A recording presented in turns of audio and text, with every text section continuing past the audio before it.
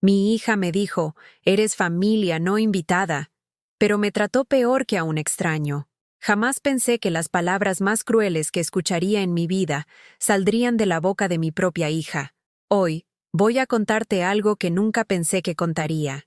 Y si tú, por un segundo, sientes que esto te parece familiar, solo te pido que dejes un like y te suscribas. Me va a ayudar a continuar desabafando. Me llamo Teresa Jiménez. Tengo 68 años. Y hasta hace poco pensaba que había criado a una hija que me amaba. Vivo en Guadalajara, en una colonia tranquila, donde las bugambilias adornan cada esquina, y el aroma del pan dulce de la panadería de Don Roberto llena las mañanas. Mi casa es pequeña pero cálida, con su patio central lleno de geranios rojos que planto cada temporada, igual que mi madre hacía en su tiempo. Cada viernes por la mañana, después de mi café con leche y pan tostado, tomo Mitsuru blanco, ese carrito fiel que me ha acompañado por 15 años, y manejo 2 horas hasta la casa del lago en Chapala. Es el lugar que construí piedra por piedra con mi difunto esposo Aurelio durante 20 años de matrimonio. Cada fin de semana, sin falta, voy allí. No solo porque es mi refugio, sino porque es el único lugar donde aún siento que él sigue conmigo. Esa mañana de octubre, como todas las demás, empaqué mi maleta pequeña con ropa para 2 días, mi novela de Marcela Serrano a medio leer, y las galletas María que siempre como mientras veo el atardecer desde la terraza. El trayecto por la carretera libre me tranquiliza. Los campos de agave, las montañas azules en el horizonte, los pueblitos donde aún se vende agua de Jamaica en bolsitas de plástico. Pero cuando llegué a mi casa del lago ese viernes, mi mundo se desplomó. Al estacionar frente a la puerta de madera que Aurelio había tallado con sus propias manos, vi algo que me heló la sangre. Había gente en mi terraza. Mi hija Jimena, de 43 años, estaba ahí en bata de baño rosada, tomando café en mi mesa de hierro forjado, junto a su esposo Esteban, como si fueran los dueños del lugar. Bajé del carro con las piernas temblorosas. El portón de entrada estaba abierto de par en par. Mis macetas de geranios habían sido movidas del lugar. Alguien había regado el jardín que yo misma cuidaba cada fin de semana. ¿Qué hacen aquí?, pregunté, caminando hacia la terraza con mi maleta en la mano. Jimena levantó la vista de su taza de café como si mi presencia fuera una molestia. No se levantó a abrazarme. No sonrió. Ni siquiera me dijo, «Hola, mamá. ¿Qué haces tú aquí?», me respondió frunciendo el ceño. «No te esperábamos». «¿Cómo que qué hago aquí?». Mi voz salió más quebrada de lo que quería. «Es mi casa, Jimena. Siempre vengo los fines de semana. Lo sabes». Esteban dejó su taza sobre la mesa con un golpe seco que resonó en el silencio del lago. Sus ojos me miraron con una frialdad que nunca había visto antes. «Ya no, Teresa», dijo, usando mi nombre como si fuera una extraña. «Esta casa la necesitamos nosotros. Mis padres van a vivir aquí una temporada. Ya están grandes y necesitan un lugar tranquilo». Sentí como si me hubieran golpeado en el pecho. ¿Sus padres? ¿En la casa que construí con el amor de mi vida? No entiendo. Susurré, dejando caer mi maleta al suelo. Esta es mi casa. La construimos Aurelio y yo. Aquí están todos nuestros recuerdos. Jimena se puso de pie lentamente, como una reina que se levanta de su trono para dirigirse a una súbdita molesta. «Mamá, por favor, ya viviste lo tuyo. Ahora déjanos vivir lo nuestro». Las palabras me atravesaron como dagas.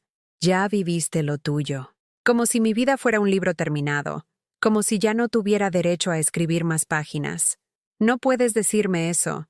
Mi voz se quebró. «Soy tu madre, Jimena, y esta es mi casa, mi hogar. Eres familia, sí», dijo ella, cruzándose de brazos. «Pero eso no significa que tengas derecho a irrumpir así. No estás invitada, ¿entiendes, verdad? No estás invitada a mi propia casa, al lugar donde planté cada flor, donde barnicé cada mueble, donde lloré la muerte de su padre». «¿Me estás corriendo?», pregunté, aunque la respuesta estaba grabada en sus ojos duros. «Te estoy pidiendo que nos dejes en paz, que respetes nuestro espacio, que no hagas una escena». Esteban asintió desde su silla, tomando otro sorbo de café como si estuviera viendo una telenovela aburrida. Me quedé ahí parada, bajo el sol de octubre, con mi maleta a los pies y el corazón roto en 1000 pedazos. Mis manos temblaban como hojas secas. La casa que había sido mi refugio, mi santuario, el último pedazo de Aurelio que me quedaba, se había convertido en territorio enemigo. «Por favor, Jimena», susurré una última vez. «Vete, mamá. Por favor, no hagas esto más difícil». Levanté mi maleta del suelo. Cada paso hacia mi coche fue como caminar sobre vidrios rotos. No lloré hasta llegar a la carretera. Ahí, estacionada en el acotamiento, con los camiones pasando a toda velocidad, grité como nunca había gritado en mi vida. Mi propia hija me había tratado como a una intrusa, en mi propia casa, en el lugar donde guardaba lo último que me quedaba de felicidad. Y lo peor de todo, era que ella tenía razón en una cosa. Yo ya no tenía a nadie más. Durante todo el camino de regreso a Guadalajara, no pude dejar de recordar. Cada kilómetro me devolvía a momentos que pensé que ella valoraba, que pensé que significaban algo para mi hija. ¿Cómo había llegado hasta aquí? ¿Cuándo me convertí en un estorbo para la niña que crié sola durante tantos años? Jimena tenía apenas 8 años cuando Aurelio enfermó del corazón. Trabajaba de contador en una empresa pequeña, pero el sueldo no alcanzaba para los medicamentos caros que necesitaba. Yo tomé turnos dobles en la fábrica textil donde cosía desde los 18 años. Mis dedos se llenaron de callos. Mi espalda se dobló sobre las máquinas. Pero cada peso extra que ganaba iba directo a las pastillas de mi esposo y a los cuadernos de Jimena. Recuerdo vívidamente esas noches en nuestro departamento de la colonia Oblatos. Jimena hacía su tarea en la mesa de la cocina mientras yo preparaba la cena con lo poco que teníamos. Frijoles refritos, tortillas que compraba baratas al final del día y a veces, cuando había suerte, un poco de queso Oaxaca para que ella no sintiera tanto la escasez. «Mami, ¿por qué las otras niñas tienen mochilas nuevas y yo no?», me preguntó una tarde, con sus ojos grandes y tristes. «Porque nosotros invertimos en cosas más importantes, mi amor. Como tus libros y la medicina de papá», le dije, acariciando su cabello castaño. «Las mochilas bonitas no te van a hacer más inteligente». Pero esa noche, después de que se durmió, me quedé despierta calculando. Conté cada moneda que tenía guardada en el bote de Nescafé. Falté al trabajo el sábado siguiente para vender tamales en el Parque Agua Azul. Con esos pesos extra, le compré una mochila rosada con flores bordadas. No era nueva. La encontré en el tianguis de los martes, pero la limpié hasta que brilló como si recién saliera de la tienda. Cuando se la di, Jimena saltó de alegría y me abrazó tan fuerte que sentí que todo valía la pena. «Eres la mejor mamá del mundo», gritó dando vueltas por la sala con la mochila puesta. ¿Dónde quedó esa niña que me abrazaba? ¿Cuándo desapareció esa gratitud? Los años de secundaria fueron los más duros. Aurelio ya no podía trabajar. Su corazón apenas le permitía caminar hasta la esquina. Yo conseguí un segundo trabajo limpiando oficinas por las noches. Salía de la fábrica a las 6 de la tarde, corría a casa para darle sus medicinas a mi esposo y preparar algo de cenar, y a las 9 ya estaba en el edificio de oficinas del centro, trapeando pisos hasta las 2 de la madrugada. Llegaba a casa muerta de cansancio, pero siempre revisaba que Jimena tuviera todo listo para el día siguiente. Uniforme limpio, lonchera preparada, libros forrados. Me levantaba a las 5 para hacerle desayuno antes de ir a la fábrica, y el ciclo empezaba otra vez. Una madrugada, mientras limpiaba los baños del 6º piso, me desmayé del cansancio. La supervisora me encontró tirada junto al carrito de limpieza. Cuando desperté en la enfermería, lo único que pensé fue: no puedo perder este trabajo. Jimena necesita sus útiles para el proyecto de ciencias. Pero siempre encontré la manera. Siempre. Cuando Jimena cumplió 15 años, yo había logrado ahorrar lo suficiente para hacerle una fiesta modesta, pero bonita. Rentamos el salón social de la unidad habitacional, contraté a los mariachis San José para que le cantaran Las Mañanitas y le compré un vestido color durazno que había visto en el aparador de una boutique del centro. No era el más caro, pero era hermoso. Esa noche, mientras bailaba el vals con su padrino, mi hermano Roberto, me sentí la mujer más orgullosa del mundo. Mi hija era inteligente, buena estudiante, y estaba creciendo rodeada de amor a pesar de nuestras limitaciones económicas. Gracias, mami, me susurró al oído cuando terminó la canción. Sé que te sacrificaste mucho por esta fiesta. Todo lo que hago es porque te amo, mija, le respondí, limpiándole una lágrima de la mejilla. Pero después de esa noche, algo cambió en ella. Empezó a fijarse más en lo que tenían sus amigas y menos en lo que yo podía darle. Se quejaba porque no teníamos coche propio como la familia de su amiga Paola. Se avergonzaba cuando yo llegaba al colegio en el camión urbano para las juntas de padres de familia, mientras las otras mamás llegaban en sus carros del año. ¿Por qué no puedes conseguir un trabajo mejor?, me preguntó un día, cuando tenía 17 años. La mamá de Carla es gerente en un banco. Tienen casa propia y van de vacaciones a Puerto Vallarta. Sus palabras me calaron hondo. ¿Acaso pensaba que no había intentado conseguir algo mejor? ¿Creía que me gustaba llegar a casa con las manos agrietadas del detergente industrial? Mija, yo no tuve la oportunidad de estudiar como tú la tienes ahora, le expliqué, mientras servía los frijoles en su plato. Todo lo que gano es para que tú sí puedas llegar lejos, para que tengas las oportunidades que yo nunca tuve. Pero ella ya no me escuchaba con los mismos ojos de antes. Cuando se graduó de preparatoria, conseguí que mi comadre Esperanza le diera trabajo de medio tiempo en su papelería. Con ese dinero y mis ahorros, Jimena pudo estudiar Administración de Empresas en la Universidad de Guadalajara. Cada semestre, yo vendía lo que fuera necesario para pagar sus colegiaturas. Joyas que me había regalado Aurelio, muebles que ya no usábamos, hasta mi máquina de coser Singer que había heredado de mi madre. Durante esos 4 años universitarios, Jimena vivió en casa sin pagar renta, comía gratis, yo le lavaba la ropa y hasta le daba dinero para sus salidas con amigos. Nunca me pidió que le cobrara nada, nunca ofreció ayudar con los gastos del hogar, y yo nunca se lo pedí. Era mi hija, era mi responsabilidad. Aurelio murió durante el último año de carrera de Jimena. Un infarto silencioso. Se lo llevó una madrugada de febrero, mientras dormía a mi lado.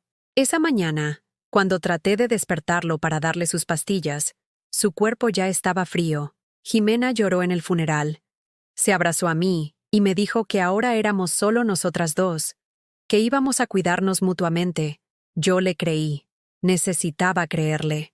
Pero 2 meses después de graduarse, conoció a Esteban en la empresa donde consiguió su primer trabajo como asistente administrativa. Él era supervisor, tenía carro propio y una casa en una colonia de clase media. Representaba todo lo que ella siempre había querido tener. Se casaron al año siguiente. Yo pagué la mitad de la boda con el dinero del seguro de vida de Aurelio. Jimena eligió un salón caro en el Hotel Presidente Intercontinental, flores importadas, un vestido que costaba más que mi sueldo de 6 meses. Cuando le sugerí que podríamos hacer algo más sencillo, me miró como si hubiera dicho una barbaridad. Es mi boda, mamá. Solo me voy a casar una vez. No voy a escatimar en el día más importante de mi vida. Y yo no escatimé. Vacié mis ahorros, pedí prestado, trabajé turnos extra. Todo para verla feliz. Después de la boda, las visitas se hicieron menos frecuentes. Las llamadas más cortas, las invitaciones a su nueva casa, inexistentes. Pero yo seguía esperando. Seguía creyendo que cuando tuviera hijos, cuando se estableciera mejor, volvería a ser mi niña, la que me abrazaba fuerte cuando le compraba mochilas en el tianguis, la que me agradecía los sacrificios. Ahora, manejando de regreso de Chapala con el corazón roto, me doy cuenta de algo terrible. En algún punto del camino, mi hija aprendió a tomar todo lo que yo daba como si fuera su derecho, no como un acto de amor.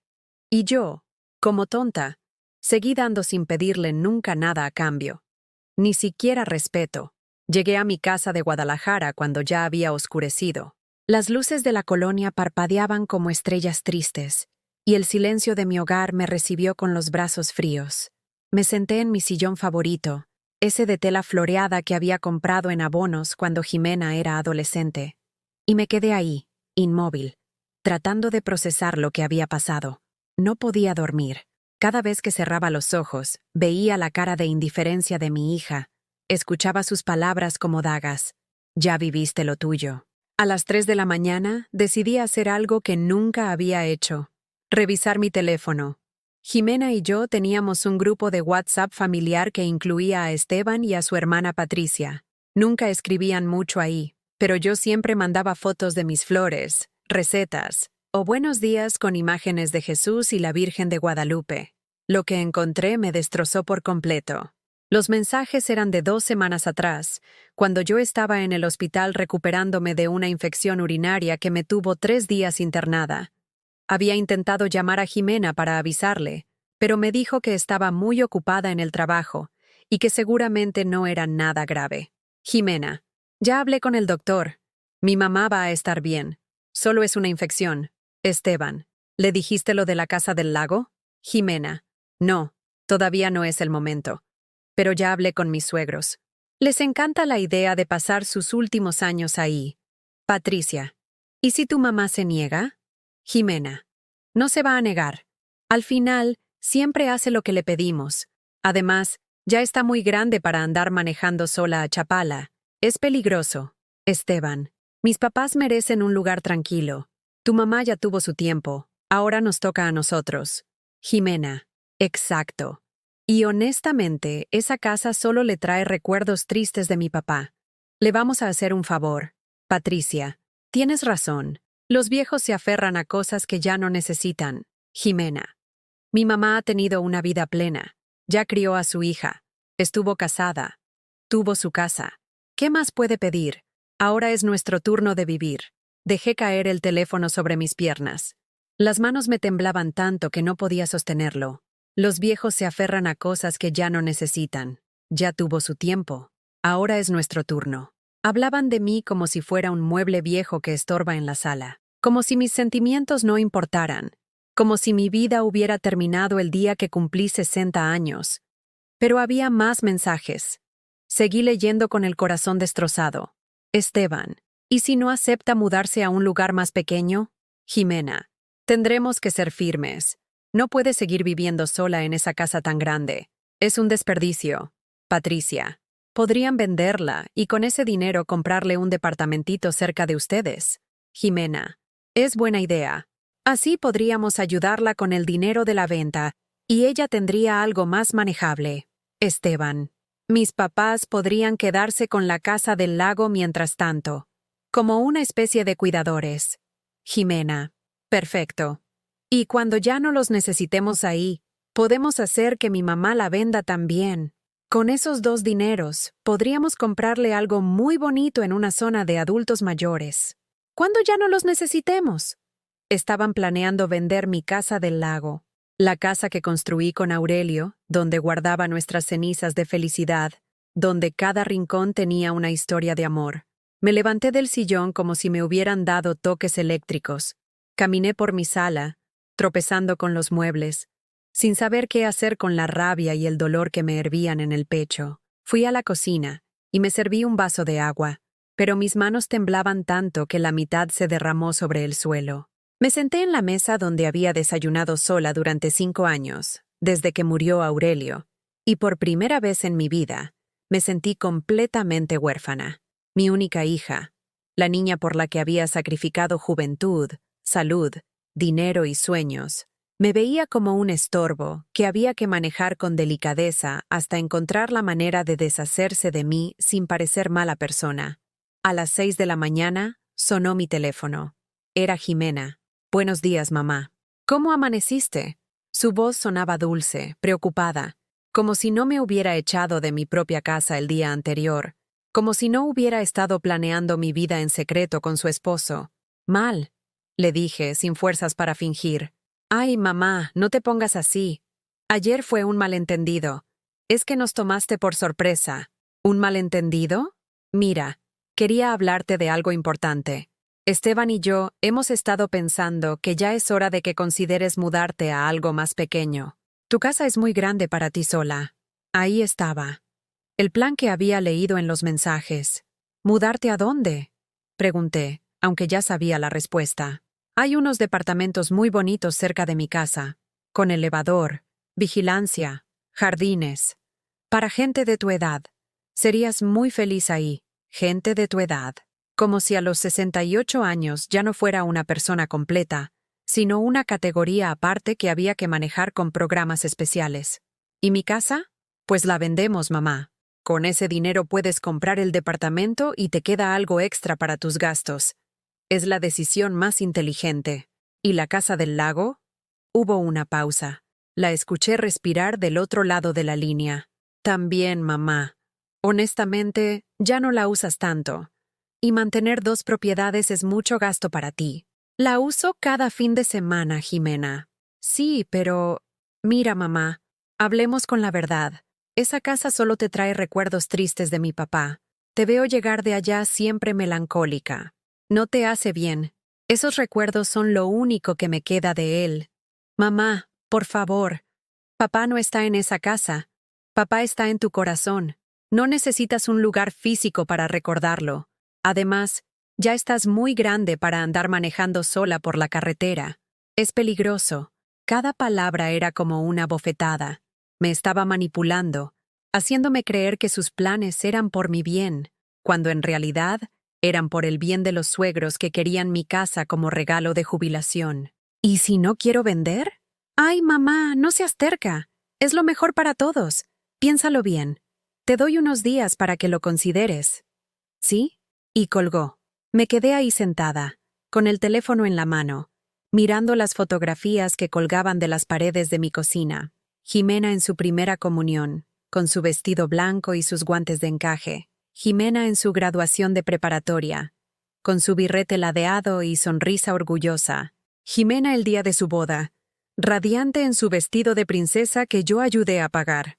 En todas esas fotos, yo estaba a su lado, sonriendo, orgullosa, llena de amor por mi hija, pero en ninguna de esas fotos aparecía la mujer que me había hablado por teléfono.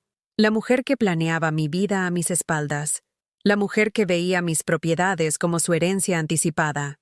Esa tarde, mientras regaba mis geranios en el patio, me di cuenta de algo que me aterró. Por primera vez en mi vida, tenía miedo de mi propia hija. Miedo de que llegara a mi casa con papeles que firmar. Miedo de que trajera a un corredor de bienes raíces. Miedo de que un día despertara sin hogar, viviendo en un departamento que ella había elegido para mí, perdida entre otros viejitos, que también habían sido despojados de sus vidas por hijos, que creían saber lo que era mejor para ellos.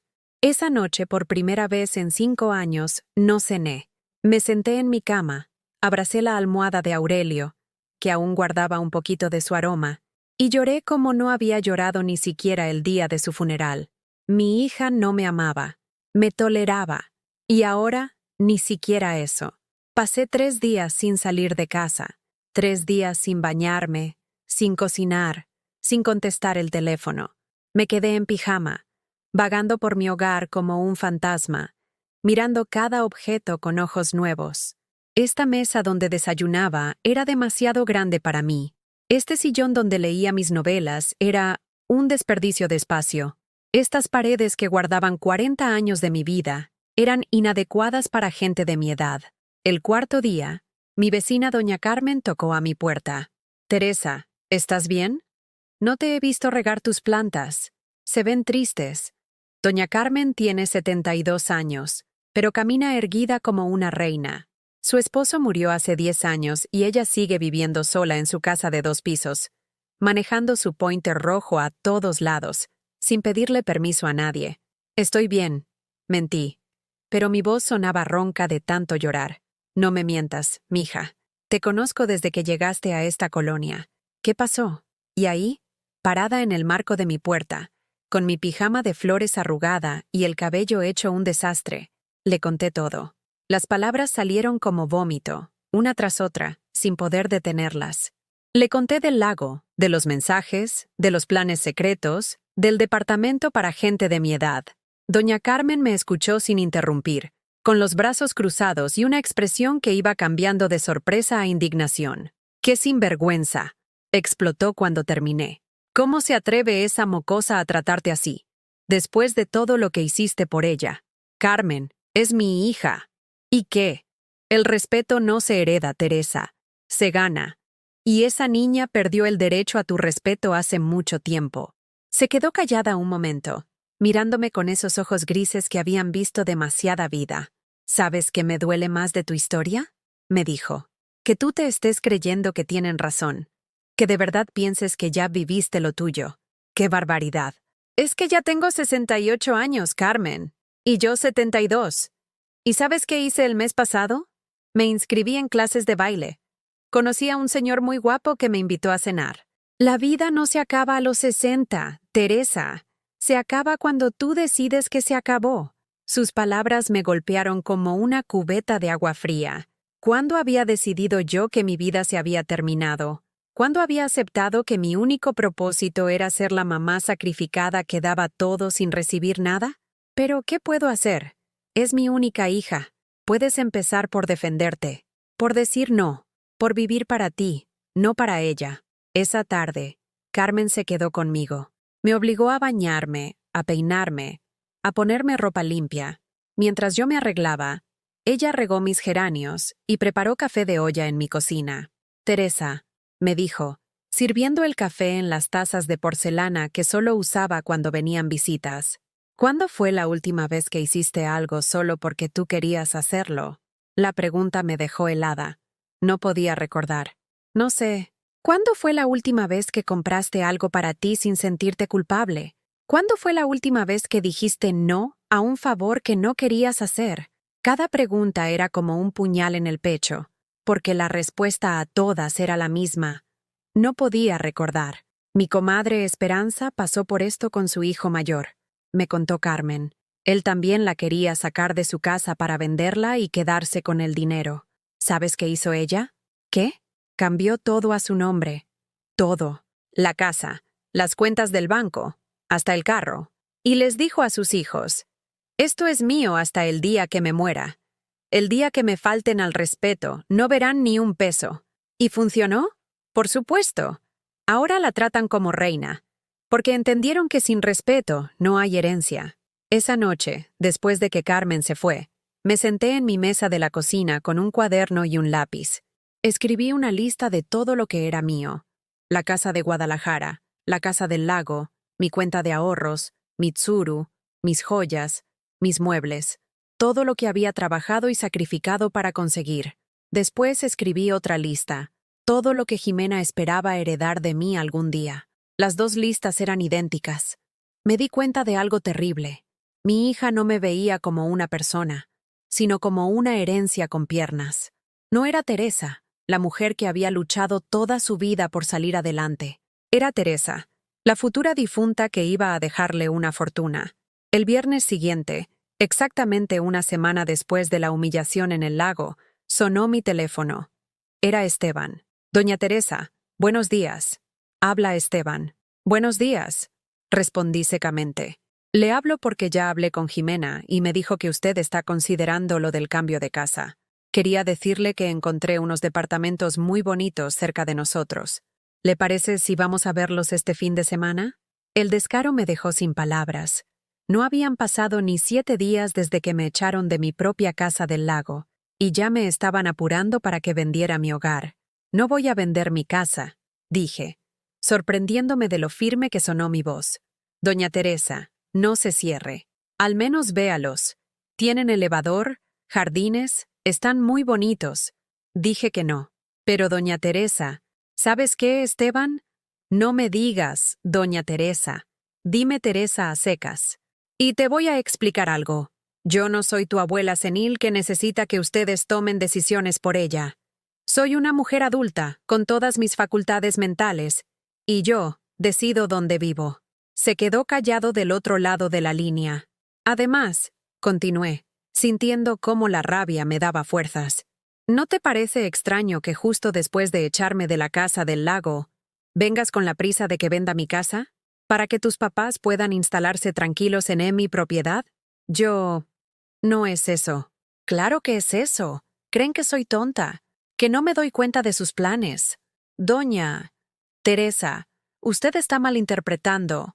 No estoy malinterpretando nada. Estoy entendiendo perfectamente. Y te voy a decir algo. No voy a vender nada. Ni la casa, ni el lago, ni mis joyas, ni mi carro.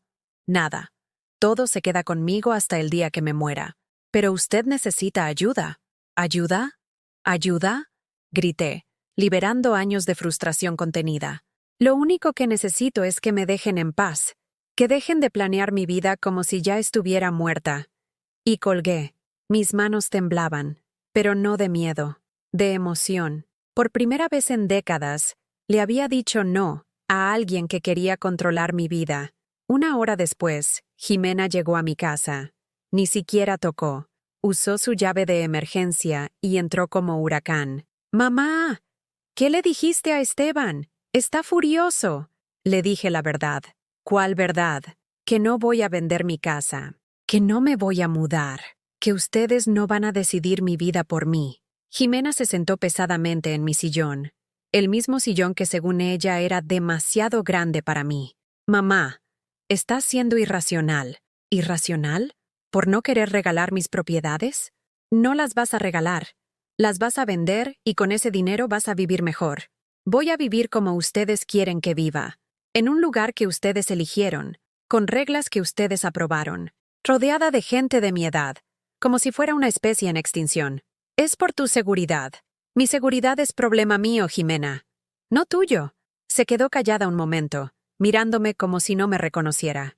¿Desde cuándo eres tan qué? ¿Tan egoísta? ¿Por no regalar mi patrimonio? ¿Tan necia? ¿Por querer tomar mis propias decisiones? Tan diferente. No soy diferente, hija. Soy la misma mujer que siempre fui. Solo que ahora ya no me da miedo defenderte de ti. Después de que Jimena se fue de mi casa dando un portazo que hizo temblar las ventanas, me quedé sentada en mi sala, respirando como si acabara de correr un maratón. Mi corazón latía tan fuerte que podía escucharlo en mis oídos. Pero por primera vez en años, no era miedo lo que sentía. Era algo que había olvidado que existía. Poder. El poder de decir no. El poder de defender lo mío. El poder de existir sin pedir permiso. Esa misma tarde tomé la primera decisión concreta de mi nueva vida. Llamé al licenciado Herrera, el abogado que había manejado los trámites cuando murió Aurelio. «Licenciado, habla Teresa Jiménez. Necesito verlo urgentemente». «Claro, señora Teresa. ¿Qué necesita?» «Quiero cambiar mi testamento y hacer algunos otros arreglos legales». Al día siguiente, me arreglé como no me había arreglado en meses. Me puse mi vestido azul marino, el que guardaba para ocasiones especiales. Me pinté los labios con el rouge que solo usaba para ir a misa los domingos, y até mi cabello en un chongo elegante. Me miré al espejo y por primera vez en mucho tiempo me gustó lo que vi. No era una viejita indefensa. Era Teresa Jiménez, una mujer que había trabajado 40 años, que había criado una hija, que había construido un patrimonio con sus propias manos. Una mujer que merecía respeto. En el despacho del licenciado Herrera, un lugar que olía a libros viejos y café fuerte, le expliqué exactamente lo que quería hacer. «Quiero cambiar mi testamento completamente», le dije, con la voz más firme que había usado en años. «¿En qué sentido, señora Teresa? Jimena ya no va a heredar nada automáticamente. Quiero que mis propiedades vayan a una fundación de ayuda a mujeres mayores en situación vulnerable. Ella solo heredará si demuestra, durante los próximos 5 años, que me trata con el respeto que merezco». El licenciado levantó las cejas, pero no hizo preguntas indiscretas. Era un hombre mayor, de esos que entienden que detrás de cada decisión legal hay una historia de dolor. «También quiero hacer un fideicomiso», continué, «para proteger mis propiedades mientras viva. Nadie puede venderlas, hipotecarlas o tomar decisiones sobre ellas excepto yo». «Es una excelente idea, señora Teresa. Muchas personas mayores deberían considerar estas protecciones». Personas mayores. Esa frase ya no me molestaba tanto, porque ahora la escuchaba diferente, no como una categoría de descarte, sino como una etapa de la vida que también tenía derechos y dignidad. «Y quiero cambiar todos mis beneficiarios de seguros y cuentas bancarias», agregué. «En lugar de Jimena, quiero poner a una organización benéfica». «¿Está segura de esto, señora Teresa? Es una decisión muy drástica». «Licenciado, mi hija me echó de la casa que construí con mi esposo.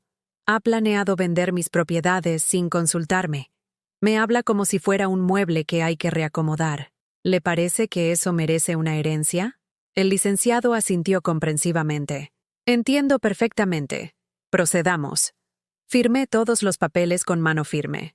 Cada firma era como un pequeño acto de liberación. Ya no era la Teresa que daba todo sin recibir nada. Era la Teresa que protegía lo suyo.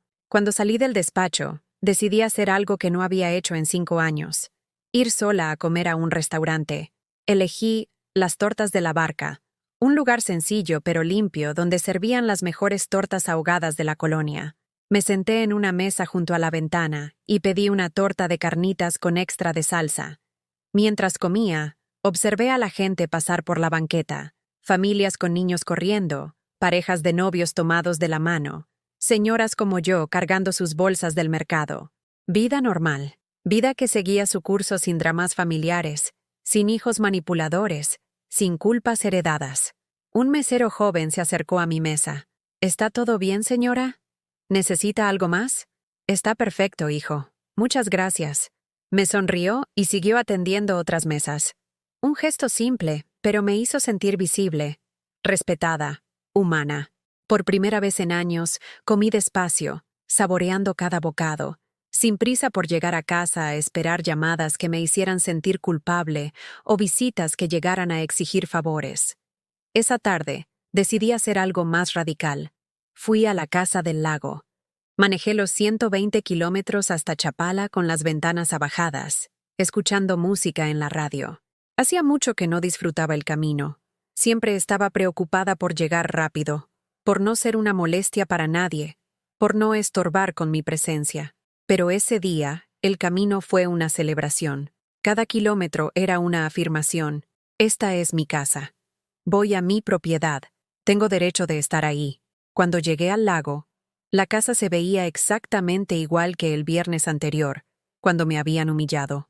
Pero yo era diferente. Saqué mis llaves, y abrí la puerta como la dueña que soy. Recorrí cada habitación tocando los muebles que Aurelio y yo habíamos elegido juntos, viendo las fotografías que colgaban de las paredes, respirando el aroma a madera y lago que tanto amaba.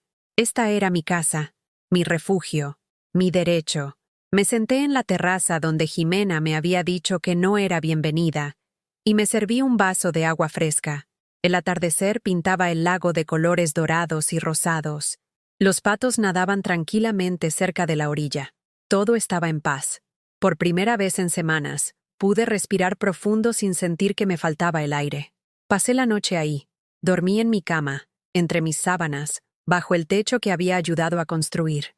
No le avisé a nadie. No pedí permiso. Simplemente ejercí mi derecho de estar en mi propia casa. El sábado por la mañana, mientras tomaba café en mi cocina y veía amanecer sobre el lago, sonó mi teléfono. Era Jimena. ¿Dónde estás? Pasé por tu casa y no estás. Estoy en el lago. ¿Cómo que en el lago? Te dije que no podías venir sin avisar. Jimena, esta es mi casa. No necesito avisar para venir a mi propia casa. Pero los suegros de Esteban van a llegar el próximo fin de semana. Ya les dijimos que podían instalarse ahí. Pues les van a tener que decir que se instalen en otro lado. Esta casa no está disponible. ¡Mamá! Ya les dimos nuestra palabra. Ustedes dieron su palabra sobre algo que no les pertenece. Ese es su problema, no el mío. Esto es ridículo. Estás actuando como una niña berrinchuda. Estoy actuando como la dueña de esta propiedad, que es exactamente lo que soy. ¿Sabes qué? Voy para allá. Vamos a hablar de esto cara a cara. No vengas, Jimena. Hoy necesito estar sola. En mi casa. Y colgué. Me quedé sentada en la terraza, viendo cómo el sol se reflejaba en el agua como miles de diamantitos brillantes. Por primera vez en años, el silencio no me daba miedo. Al contrario, me daba paz. No llegó nadie ese día, ni Jimena, ni Esteban, ni los suegros que esperaban mudarse a mi casa como si fuera un hotel gratuito. Tuve mi casa del lago completamente para mí, como debía ser. Esa noche, mientras cenaba frente a la ventana que daba al lago, me di cuenta de algo importante.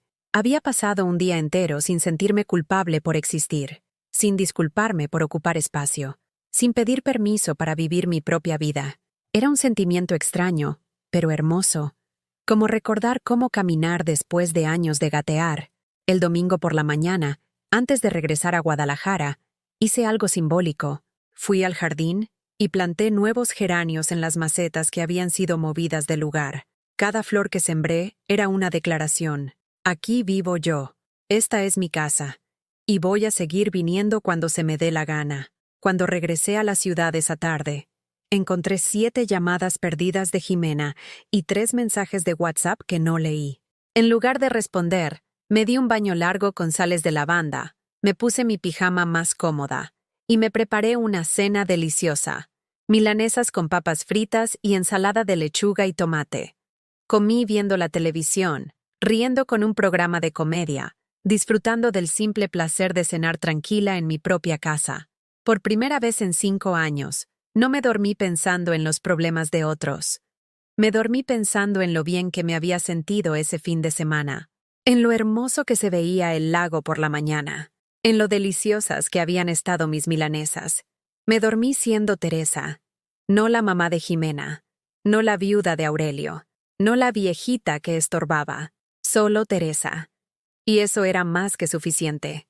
El lunes por la mañana, mientras regaba mis geranios en el patio y tarareaba una canción de José Alfredo Jiménez que mi Aurelio solía cantarme, sonó el timbre de mi casa con una insistencia que me hizo presentir tormenta. Cuando abrí la puerta, me encontré con un comité de bienvenida que no había solicitado. Jimena, Esteban y 2 personas mayores que reconocí inmediatamente como los suegros de mi yerno, Aurelio y Marina Hernández, ambos con caras de funeral y equipaje en las manos. «Buenos días, mamá», dijo Jimena con esa sonrisa falsa que usaba cuando quería manipularme. «Te trajimos visita». «No invité a nadie», respondí, sin moverme del marco de la puerta. «Mamá, ellos son los papás de Esteban, Aurelio y Marina. Vienen de Morelia y necesitan un lugar donde quedarse mientras arreglan lo de la casa del lago». Ahí estaba. El plan maestro revelándose en todo su descaro. Habían traído a los suegros hasta mi puerta, con maletas y todo, esperando que yo fuera demasiado educada para negarles la entrada. «Mucho gusto», dije cortésmente a los señores, «pero me temo que mi casa no está disponible para huéspedes en este momento». Marina, una mujer de unos 70 años con permanente rígido y expresión amargada, me miró como si hubiera dicho una grosería. «¿Cómo que no está disponible? Jimena nos dijo que no habría problema». «Jimena se equivocó», respondí, manteniendo la calma. «Mi casa no es un hotel». Esteban dio un paso adelante, con esa actitud de machito prepotente que tanto me molestaba. «Doña Teresa, sean solo unos días, mientras se resuelve lo del lago. El lago no se va a resolver porque no hay nada que resolver. Esa casa es mía, y no está disponible para nadie». «Pero ya les dijimos que sí», explotó Jimena. «Nos van a quedar mal. Ustedes se van a quedar mal. Yo no les prometí nada a nadie». Don Aurelio, un hombre delgado con bigote canoso, carraspeó incómodamente. «Oiga, señora, nosotros vendimos nuestro departamento en Morelia porque nos dijeron que ya teníamos casa segura aquí. Necesitamos un lugar donde vivir». Mi corazón se encogió un poquito. Ellos también eran víctimas de los planes de Jimena y Esteban, pero eso no era mi responsabilidad. «Lo siento mucho por su situación», les dije con genuina compasión, pero mi hija y mi yerno no tenían derecho a prometerles propiedades que no les pertenecen. «Mamá». Jimena empujó la puerta y entró a mi casa sin permiso, seguida por los demás. «Deja de hacer drama.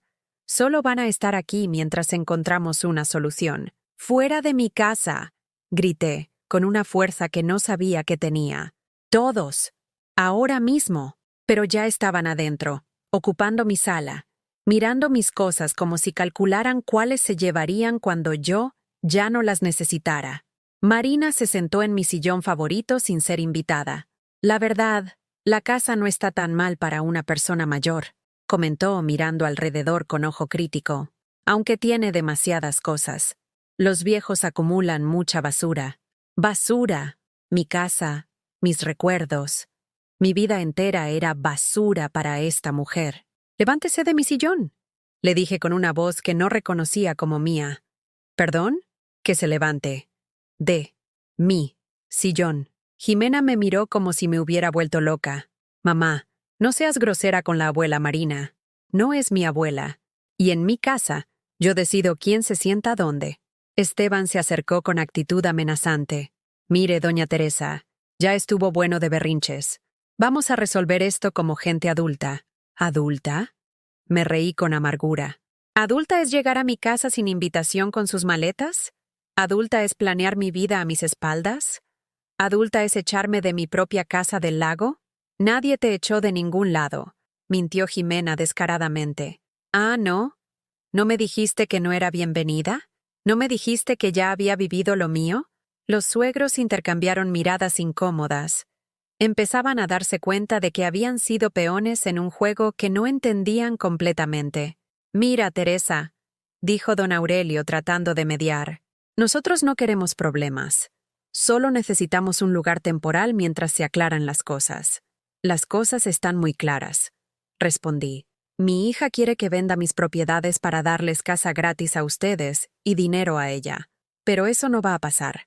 Eso no es cierto, gritó Jimena. Solo queremos lo mejor para ti. ¿Lo mejor para mí? ¿O lo mejor para ustedes? Caminé hacia el librero donde guardaba mis papeles importantes y saqué una carpeta que había preparado esa mañana.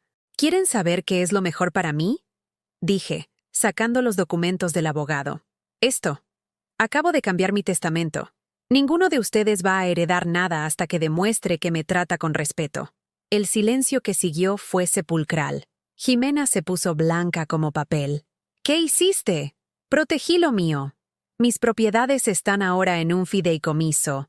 No pueden ser vendidas, hipotecadas o tocadas por nadie excepto por mí. Y cuando yo muera, van a ir a una fundación de ayuda a mujeres mayores maltratadas por sus familias. Marina se levantó del sillón como si tuviera resortes. Esto es una locura. Los viejos no pueden tomar decisiones así. Ah, ¿no? Sonreí por primera vez en esa conversación.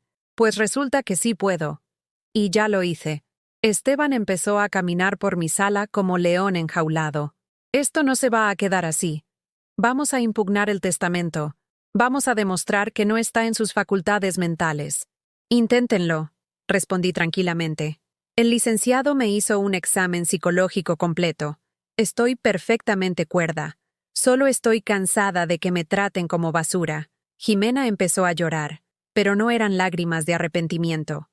Eran lágrimas de rabia y frustración por ver que su plan maestro se desmoronaba. Nos quitaste nuestro futuro, sollozó. Esas casas eran nuestro patrimonio.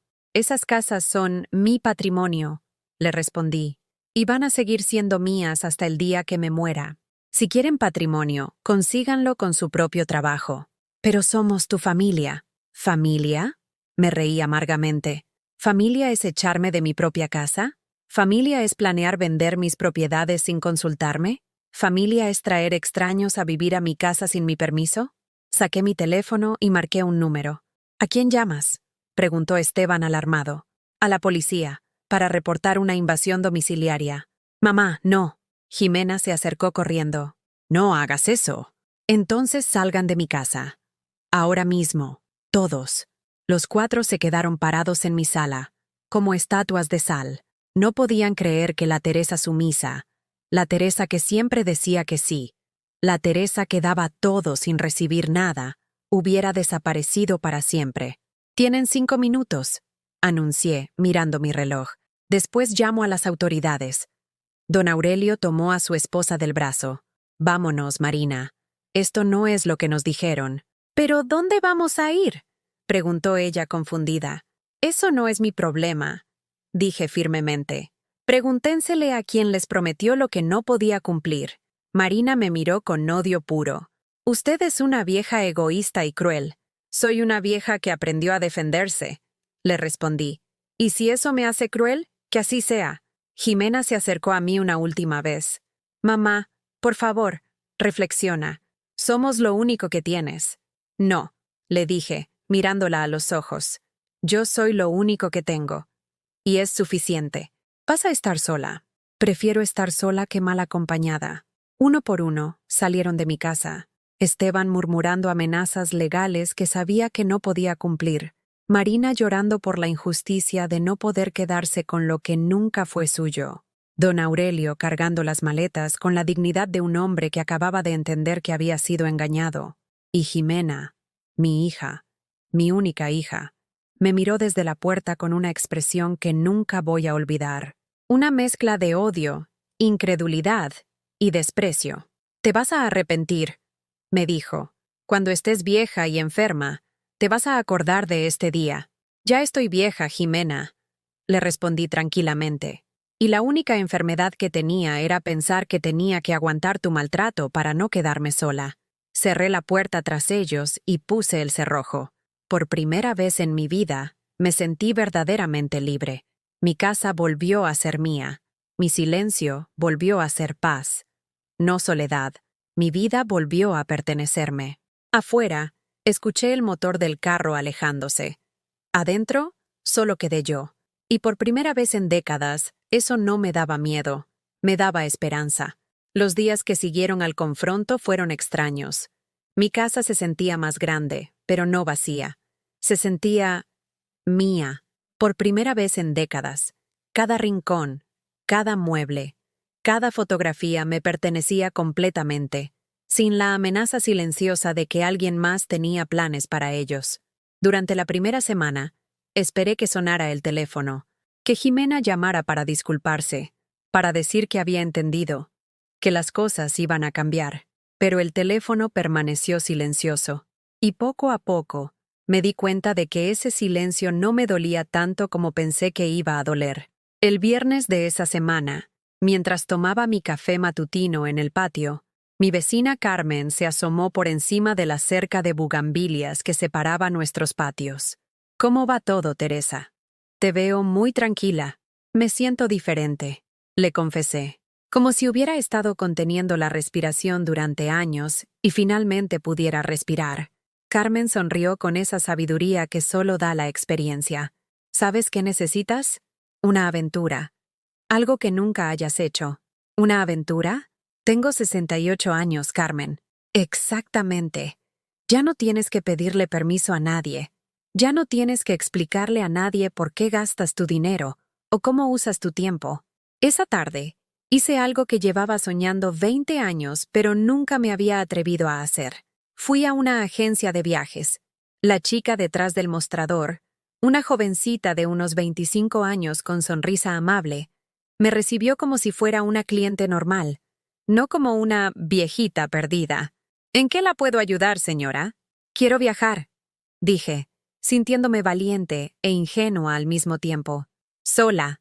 ¿A algún lugar hermoso?» «¡Qué emocionante! ¿Tiene algún destino en mente?» Durante años había visto programas de televisión sobre Oaxaca, los mercados coloridos, las iglesias coloniales, los talleres de artesanías, las montañas verdes. Siempre le decía a Aurelio, «Algún día tenemos que ir». Pero algún día nunca llegó porque siempre había algo más importante. Los gastos de Jimena, los pagos de la casa, las emergencias familiares. «Oaxaca», dije con más firmeza de la que sentía. «Quiero conocer Oaxaca».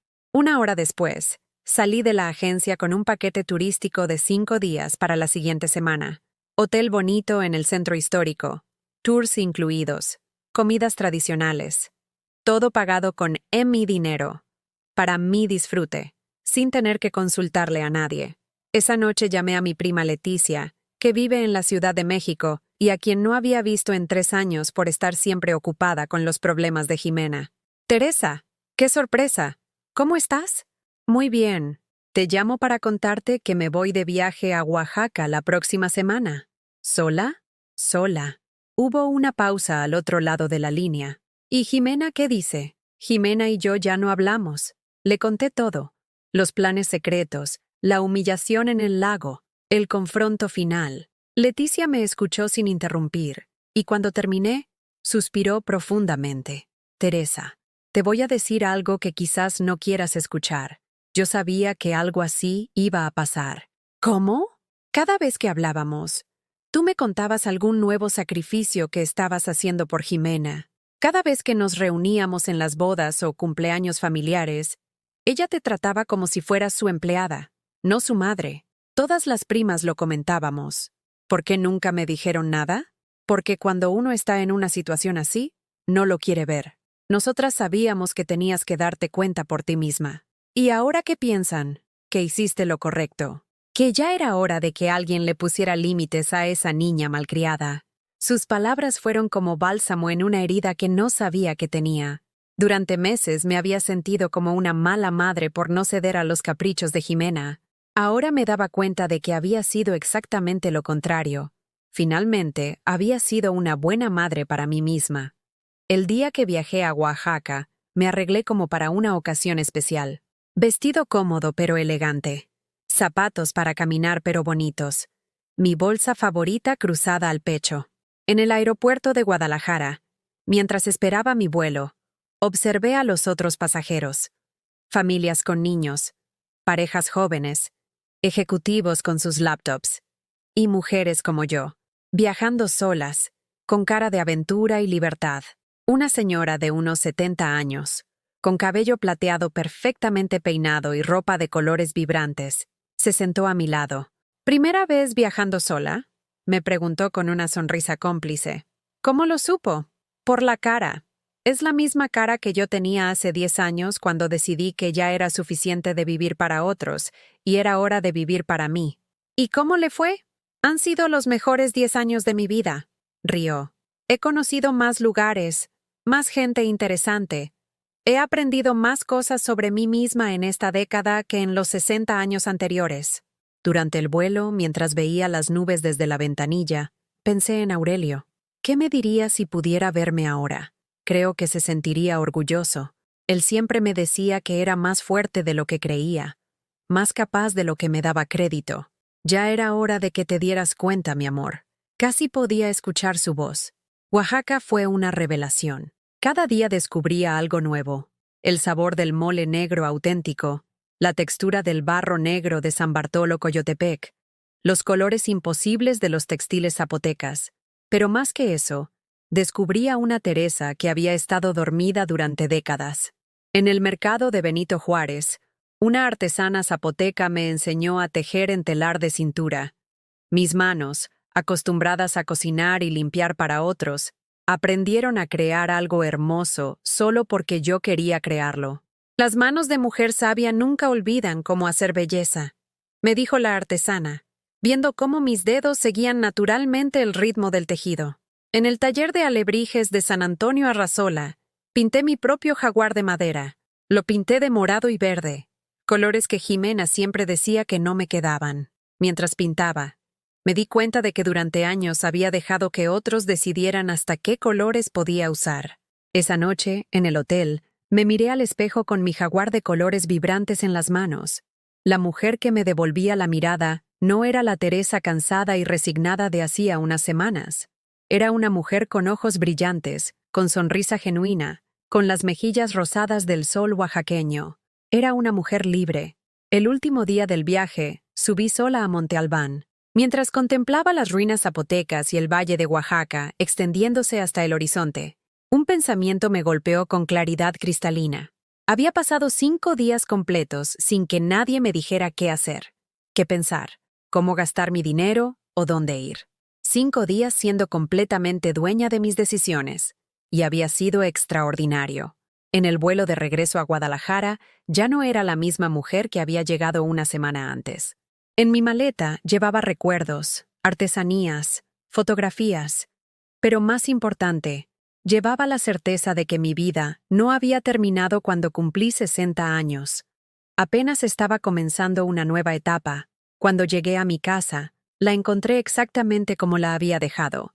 Mis plantas estaban bien cuidadas gracias a Carmen, mis muebles en su lugar, mis fotografías sonriéndome desde las paredes. Todo en perfecta armonía, sin el caos emocional que antes traía cada visita de Jimena, cada llamada exigente, cada manipulación disfrazada de preocupación filial. Esa noche, mientras cenaba el mole que había traído de Oaxaca y admiraba mi jaguar de colores imposibles, sonó el teléfono. Era un número que no reconocí. ¿Bueno? ¿Señora Teresa Jiménez? Sí, soy yo.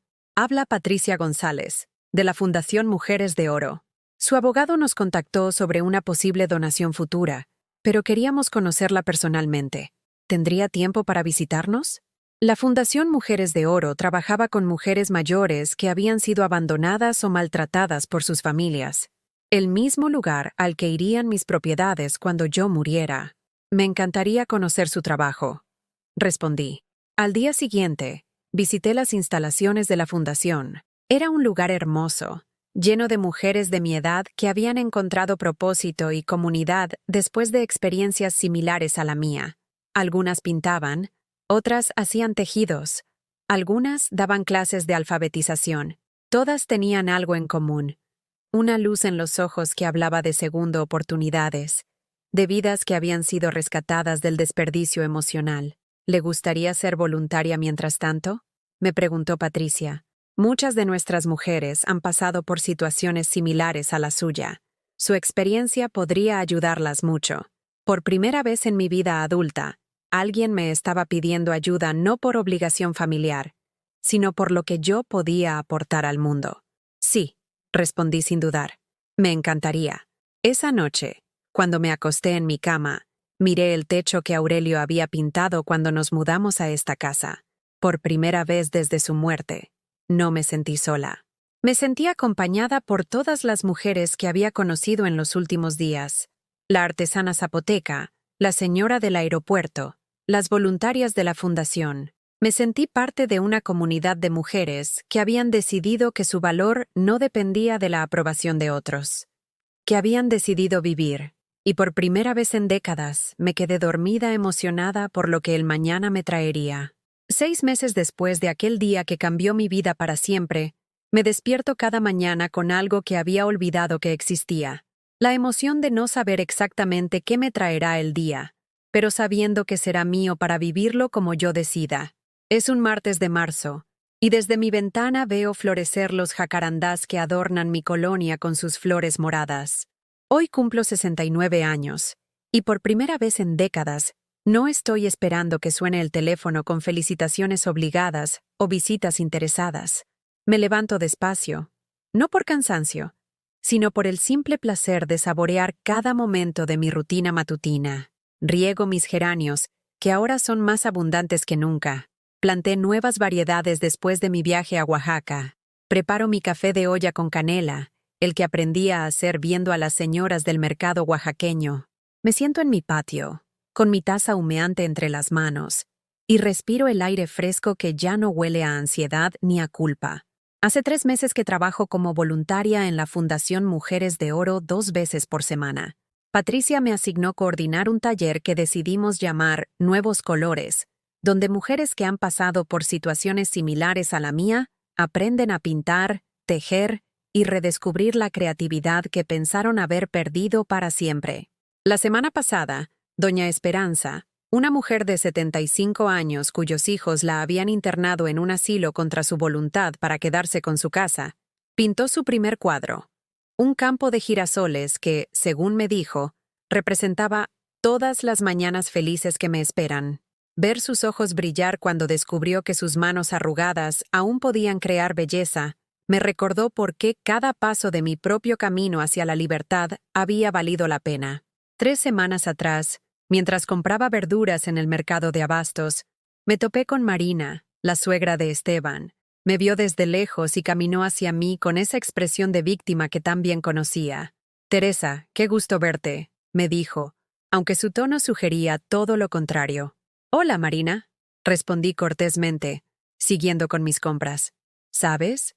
Aurelio y yo tuvimos que rentar un departamentito muy pequeño, muy caro. Los muchachos no pudieron ayudarnos tanto como esperábamos. Esperó que yo dijera algo, que me ofreciera a resolver su problema. Antes, lo habría hecho. Le habría sugerido que se quedaran en mi casa unos días, que se habrían convertido en meses, y luego en años. «Qué lástima», dije simplemente, pesando mis jitomates. «Es que la situación está muy difícil. A nuestra edad, es complicado». «Sí, debe ser difícil», asentí, pagando mis verduras. «Que tengas buen día, Marina». Y me fui, sin culpa, sin la necesidad de resolver problemas que no había creado, sin la compulsión de salvar a gente que me veía como un recurso a explotar, en lugar de como un ser humano digno de respeto. Hace un mes, mi prima Leticia vino a visitarme desde la Ciudad de México. No había estado en mi casa desde el funeral de Aurelio. cuando todo giraba alrededor del drama de Jimena, y yo no tenía tiempo ni energía para recibir visita que no fuera urgente. «Teresa», exclamó al verme, «te ves diferente, te ves libre». Esa palabra, libre, describía perfectamente lo que sentía. Habíamos cenado en mi comedor, pero esta vez no cocinando desesperadamente para impresionar o complacer. Habíamos preparado juntas un mole sencillo, reído mientras recordábamos historias de nuestra infancia, bebido vino sin prisa mientras veíamos las fotos de mi viaje a Oaxaca. ¿Sabes qué es lo más hermoso de todo esto?, me había dicho Leticia mientras observaba mi jaguar de colores imposibles. Que recuperaste a la Teresa que conocí cuando éramos niñas, la que no tenía miedo de nada, la que siempre tenía planes y sueños. Tenía razón. Durante décadas había vivido como una versión disminuida de mí misma, como si mi valor dependiera únicamente de mi capacidad de sacrificio. Ahora recordaba que Teresa Jiménez había sido muchas cosas antes de convertirse solo en la mamá de Jimena. La semana pasada, mientras organizaba papeles en mi escritorio, encontré una carta que había empezado a escribir hace años, pero nunca terminé. Era para una compañía de bordados artesanales que estaba buscando diseñadoras.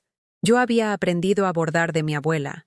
Tenía diseños guardados en cajas, pero nunca me atreví a enviar la carta porque no tenía tiempo, y porque Jimena necesitaba mi atención completa. Este sábado tengo cita con la dueña de esa compañía. Va a ver mis diseños. A los 69 años, tal vez empiece una carrera que siempre soñé, pero nunca me permití perseguir. Hace 2 semanas, exactamente 6 meses después de la última vez que hablé con Jimena, sonó mi teléfono. Era ella. El corazón se me aceleró, no de emoción, sino de una ansiedad condicionada que aún no había sanado completamente. «Mamá», su voz sonaba diferente, menos segura, menos demandante. «¿Cómo estás?» «Muy bien, gracias. Yo quería pedirte disculpas por todo lo que pasó». Me quedé callada, esperando a ver hacia dónde iba la conversación.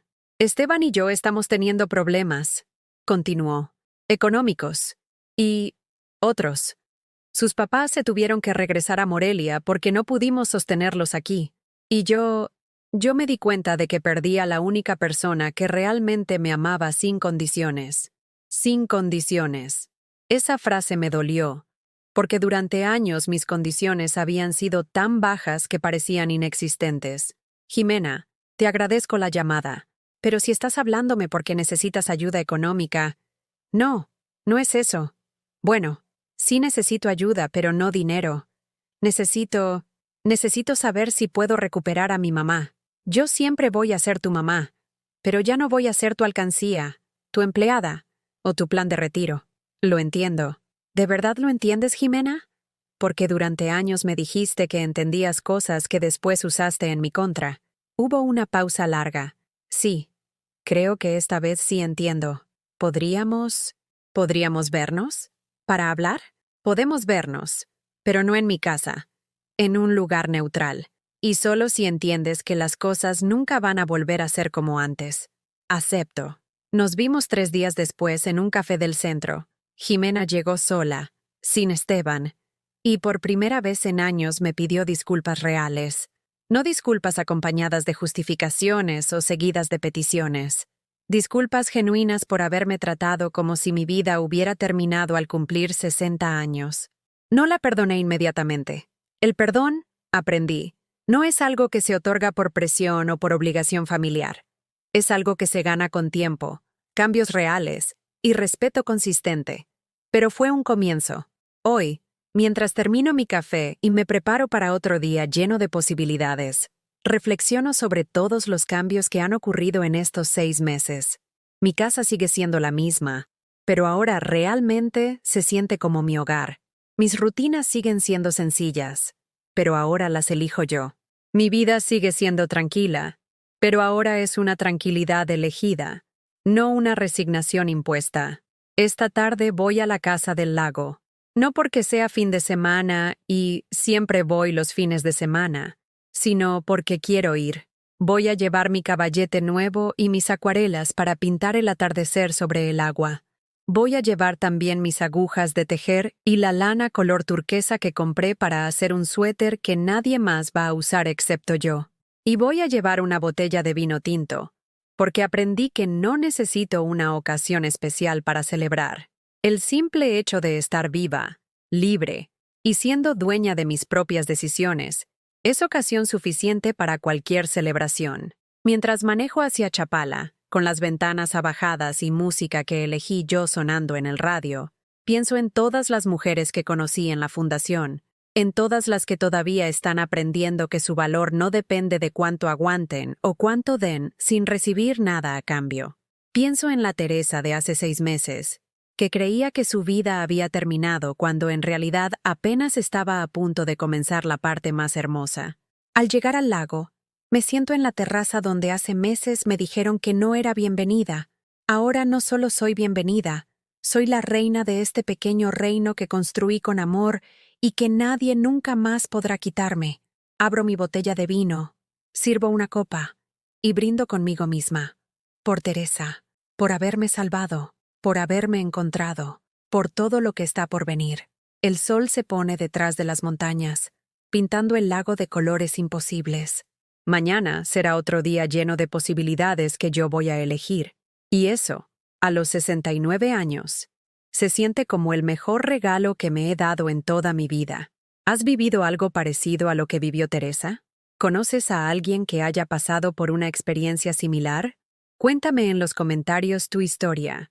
Si esta historia te tocó el corazón, déjame tu like y suscríbete al canal para que este mensaje llegue a alguien que necesita escucharlo.